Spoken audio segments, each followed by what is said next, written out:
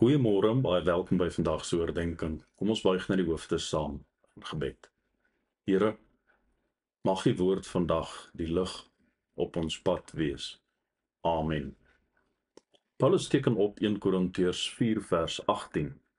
Party van julle het gedink ek kom nie weer na julle toe nie en het hulle toe begin aanmatig. Die woord aanmatig beteken om jouself iets toe te eien wat nie regmatig aan jou behoort nie. In Engelse vertalings word hierdie idee dikwels as arrogansie beskryf. Paulus wys daarop dat sommige mense in sy afwesigheid begin het om arrogant op te tree. Nou, dit is baie kommerwekkend wanneer 'n gelowige se geestelike volwassenheid, wysheid, geloof en gedrag afhanklik raak van die fisiese teenwoordigheid of afwesigheid van 'n geestelike leier. Hierdie karaktertrek van die mens kom dikwels voor in die lewe. Ek kan vir jou stories vertel van die kere wat ek self hiermee te doen gekry het. Gereeld hoor ek hierdie woorde: pas op, hier kom die dominee. Sommige sê dit met 'n glimlag asof dit 'n onskuldige ou grappie is, maar vir ander is dit 'n groot saak van erns.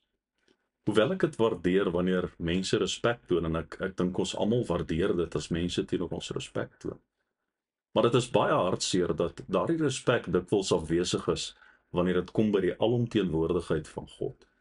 En juis hierop wys Paulus die gelowiges in Korinte.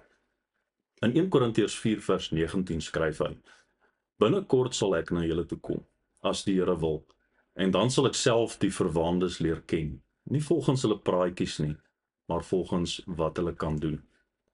Dit is nie net woorde nie, maar dade wat die gesindheid van die hart openbaar. Daarom voeg Paulus by: die koninkryk van God is immers nie 'n saak van praatjies nie, maar van krag. Wat verkies julle? Moet ek met 'n slaanding na julle toe kom, of in liefde en in 'n gees van vriendelikheid? Paulus se boodskap is baie duidelik. Wees meer as net woorde. Ware geestelike gesag en volwassenheid lê nie in leefwoorde nie, maar in die krag van 'n lewe wat deur God verander is. Kom ons bid saam. Here, verander asseblief ons lewe deur die krag van die Gees wat in ons werk. Amen.